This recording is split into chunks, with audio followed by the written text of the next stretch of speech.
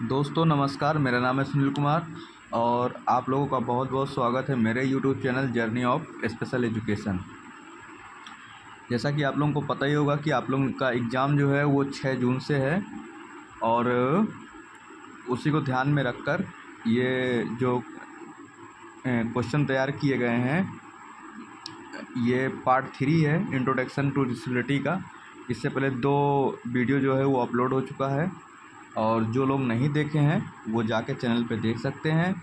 और ये पार्ट 3 है और कुछ इम्पोर्टेंट फुल फॉर्म्स भी अपलोड किए गए हैं, तो उनको भी आप देखिए और अपनी तैयारी को मजबूत करिए और अच्छे से पेपर दीजिए।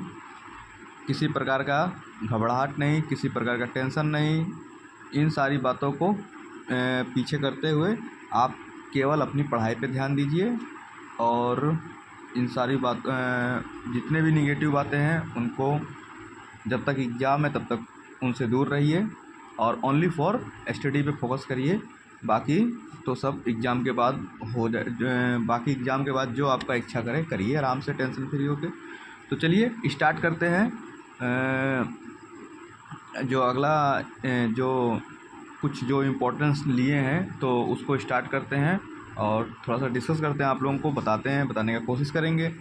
आई होप कि इससे पहले जितना भी वीडियो आप लोग देखे हैं वो समझ में आ रहा होगा, और समझ में आ रहा है तो और अच्छी बात है, आ रहा है तो लाइक शेयर सब्सक्राइब आप लोग करते रहिए। और वैसे भी आप लोग कर ही देते हैं, कहने का ज़्यादा ज़रूरत नहीं है। तो हमको खाली इस समय अपने काम पे फोकस करना है, काम अच्छा होगा तो आप लोग रिस्पॉन्स अवश्य देंगे। तो चलिए स्टार्ट करते हैं। जैसा कि आप लोगों को पता ही है, ऊपर आप लोग देख रहे हैं टेलीग्राम का चैनल दिया गया है। अगर आपको पीडीएफ चाहिए तो आप टेलीग्राम ज्वाइन करिए। और मोस्ट इम्पॉर्टेंट है, ठीक है, मोस्ट इम्पॉर्टेंट है आप क्वेश्चन जो है paper 1 introduction to disability part 3 है।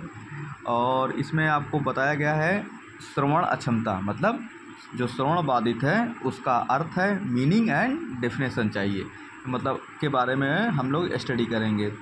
तो श्रवण बाधिता या श्रवण अक्षमता हम किस बच्चे को बोलेंगे या किस व्यक्ति को बोलेंगे? जो व्यक्ति या बच्चा, देख लीजिए आप, जो व्यक्ति या बच्चा हमारे इन्वायरमेंट में जो साउंड है, जो भी इन्वायरमेंट का साउंड हो उसको सुनने में फेल हो जाता है या उसको सुनना या उस साउंड को सुन नहीं पाता है, तो उस स्थिति में हम क्या करते हैं?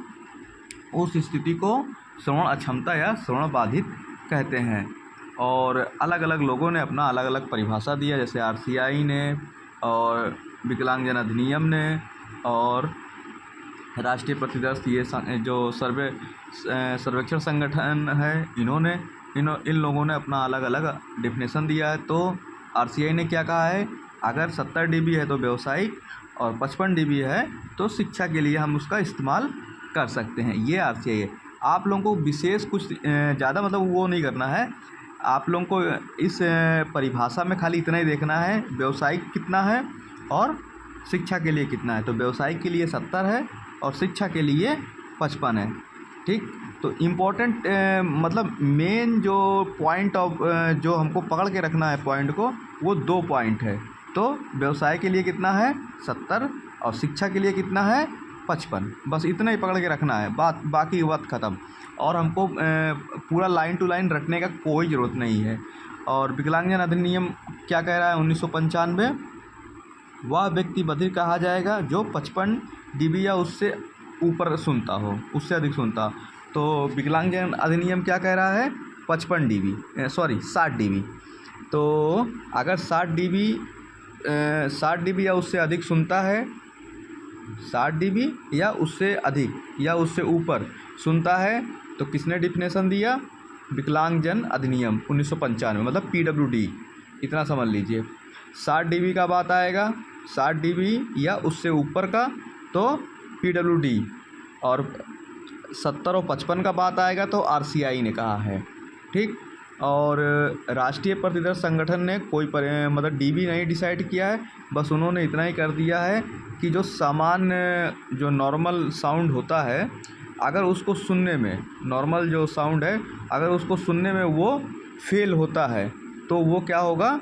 श्रवण बाधित कहलाएगा, या सुनने में अक्षम होगा या फेल होगा, जो भी है, तो श्रवण बाधित कहलाता है वो। ठीक, जो नॉर्मल साउंड है, इन्वायरमेंट में जो उपस्थित नॉर्मल साउंड है, अगर उसको सुनने में वो असमर्थ है तो वो श्रवण बाधित कहलाएगा। ये सर्वेक्षण संगठन 1991 ने कहा है। तो आई होप कि आप लोगों को ये समझ में आ गया। परिभाषा इसलिए इम्पोर्टेंट है क्योंकि वो पूछते हैं, इसलिए आप लोगों को जो ऊपर दिया गया है इसको ध्यान में रखना है और रट्टा नहीं मारना है। इसलिए हम तो बार बार बोलते हैं, रट्टा मारने वाला सिस्टम ख़त्म, कॉन्सेप्ट को हमको समझना है। एक बार आरसीआई का डेफिनेशन हम फिर से रिपीट कर देते हैं। 70 dB व्यावसायिक, 55 dB शिक्षा के लिए, ये आरसीआई का हो गया। अगर आप पूछता है 70 dB, मान लो बाई दफ़े कभी एक नंबर में भी पूछ सकता है, सही गलत में भी पूछ सकता है, या एक नंबर में लिख दिया, ठीक है ना। जैसे कभी कभी पूछ लेता है 70 dB और 55 dB किसके द्वारा कहा गया है, तो आरसीआई के द्वारा कहा गया है। अगर 60 dB का बात आएगा तो पीडब्ल्यूडी 1995 का होगा।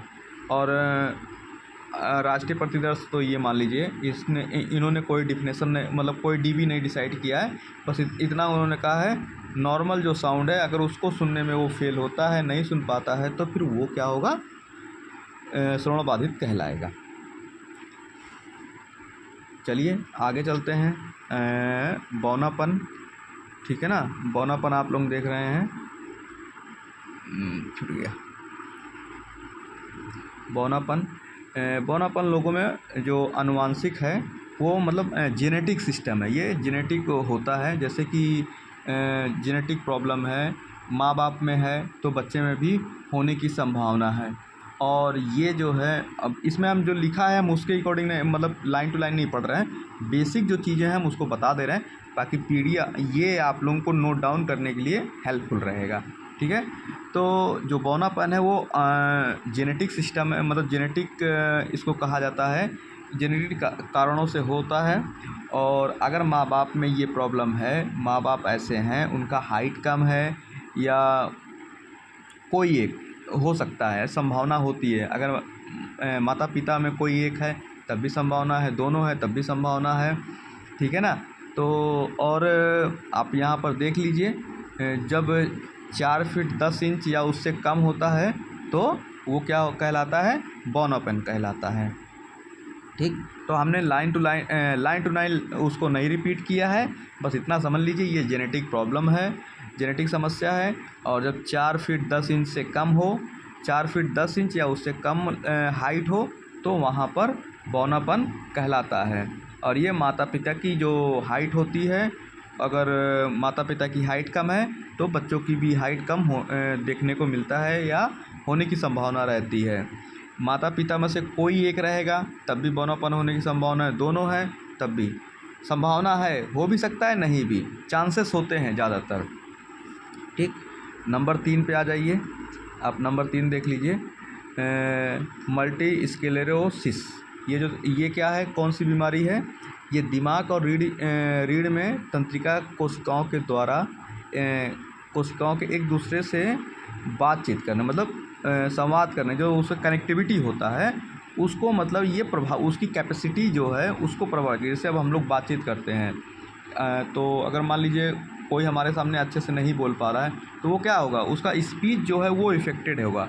तो इसीलिए दिमाग और जो तंत्रिका रीढ़ में जो तंत्रिका कोशिका है उसको मतलब कम्युनिकेट या कनेक्ट होने में जो उसकी कैपेसिटी है उसको इफ़ेक्ट करता है ये। तो इस मतलब बीमारी में वो उसका मतलब इसको इफ़ेक्ट करता है, जिससे कि वो अपने मैसेज को आगे ट्रांसफ़र नहीं कर पाता है।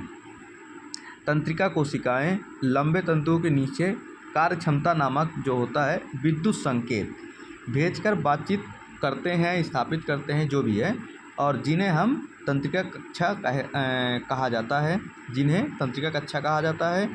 और इसके लक्षण आप लोग देख लीजिए, मांसपेशी में ऐंठन होता है, मांसपेशियों का कमज़ोर होना, संतुलन में दिक्कत होता है, मतलब बैलेंसिंग प्रॉब्लम होता है, और देखने में दिक्कत होता है, भाषा में कठिनाई होता है। ये सब इसका मतलब लक्षण है, सिम्पटम्स है। और पार्किंसंस आप देख लीजिए, ये पार्किंसंस जो है ये केंद्रीय तंत्रिका तंत्र का एक रोग है जिसमें रोगी का शरीर का जो बाकी अंग है, जो पार्ट ऑफ उसका जो और अदर पार्ट है बॉडी का, वो क्या होता है, वो वाइब्रेट करता रहता है, ठीक है ना, जिससे कि उसको दिक्कत होती है। जैसे नहीं होता है किसी का हाथ हमेशा हिलता रहता है या झुंझुनाहट टाइप का होता है, ठीक है ना, इस टाइप का उसमें बच्चे या व्यक्ति को प्रॉब्लम होता है। अगर इसके लक्षण का बात करेंगे तो इसमें जो मांसपेशियां मसल्स होती हैं उसमें जकड़न हो जाता है, टन जाता है, नींद कम आती है, चक्कर आना, मतलब चक्कर भी आता है, बाथरूम या पेशाब करने में दिक्कत होता है, रुकावट होती है, वज़न में कमी होती है, मतलब कम वज़न होता है। अब बात करेंगे हीमोफीलिया का। तो हीमोफीलिया देखते हैं क्या होता है। हीमोफीलिया भी देखिए आनुवांशिक रोग है। अगर माँ बाप दोनों में से किसी एक को है तो बच्चे को भी हो सकता है, ठीक। ज़्यादा चांसेस अगर माँ को है तो बच्चे में हो सकता है।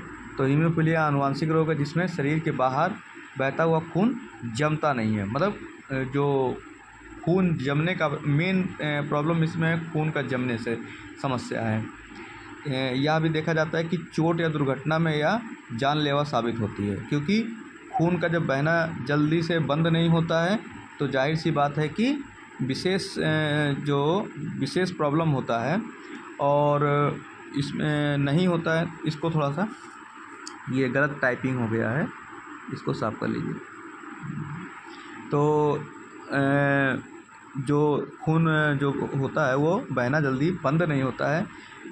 जिसमें जो स्पेशलिस्ट हैं उन्होंने इसको जो बताया है ऐसा क्यों होता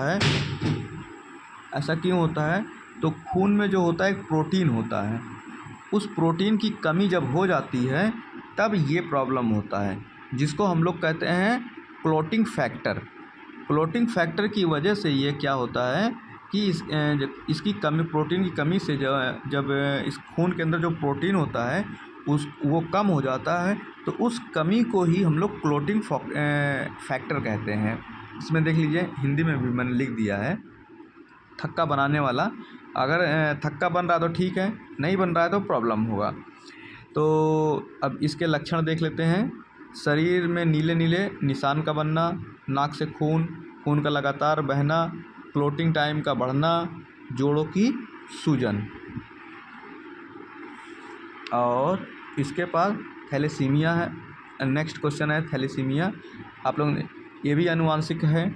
इसमें होमोग्लोबिन का निर्माण नहीं होता है, मतलब होमोग्लोबिन बनता ही नहीं है, समझ लीजिए ना।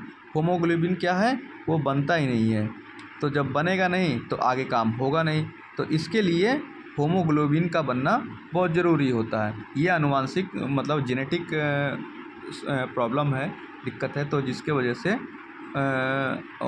हम माँ या बाप में किसी में है या और फैमिली में किसी को ऐसा हो सकता है। जेनेटिक मतलब माँ बाप या परिवार के अन्य सदस्य, तो उनको हो सकता है।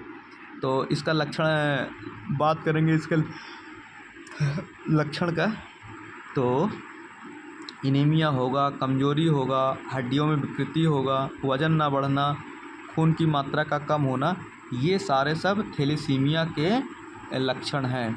ये सब होता है तो जाहिर सी बात है कि बच्चे या व्यक्ति में थैलेसीमिया मतलब बच्चे को थैलेसीमिया हो गया है, ठीक है। तो उम्मीद करते हैं ये वीडियो आप लोगों को पसंद आ रहा है। क्लास जो हम आप लोगों के लिए तैयार करके आप लोगों को भेज रहे हैं वो पसंद आ रहा है, समझ में आ रहा है तो अच्छी बात है। और जैसा कि आप लोगों को जो भी दिक्कत है उसके बारे में आप लोग कमेंट बॉक्स में डाल सकते हैं, मैसेज कर सकते हैं। और वीडियो अगर अच्छा लग रहा है तो लाइक शेयर सब्सक्राइब आप लोग कर दीजिए, और बाकी आप लोग अपने पढ़ाई पे फोकस करिए। इस समय आप लोगों का जो एग्ज़ाम है एकदम सर के ऊपर है, वो कहते नहीं है एग्ज़ाम ऑन द हेड, तो इसलिए एग्ज़ाम जो है वो आपके सर पर है। आप लोग सारी बातों को, सारे जितना भी काम है उन सबको छोड़कर आप लोग केवल पढ़ाई पे फोकस करिए, जिससे कि आपका जो पेपर है वो अच्छे तरीके से निकले, आप अच्छे तरीके से पेपर कर सकें। तो अब ज़्यादा टाइम भी नहीं बचा है, 1-2 दिन का टाइम बचा है, और इसलिए आप लोग केवल अपने पढ़ाई पे फोकस करिए और जितना भी प्रैक्टिस है उसको लिख लिख के प्रैक्टिस करते रहिए, जिससे कि आप लोगों को किसी प्रकार का कोई दिक्कत ना हो, एग्ज़ाम में लिखने में किसी प्रकार का दिक्कत ना हो। ठीक है, तो चलिए वीडियो यहीं पे समाप्त करते हैं, मिलते हैं नेक्स्ट वीडियो में। और आप लोगों को विशेष ध्यान यही है कि बस आप लोग अपने पढ़ाई पे फोकस करिए, और कोई दिक्कत होता है तो आप कमेंट बॉक्स में मैसेज करके पूछ सकते हैं। तो चलिए इसी के साथ वीडियो को समाप्त करते हैं। जय हिंद, जय भारत, गुड नाइट।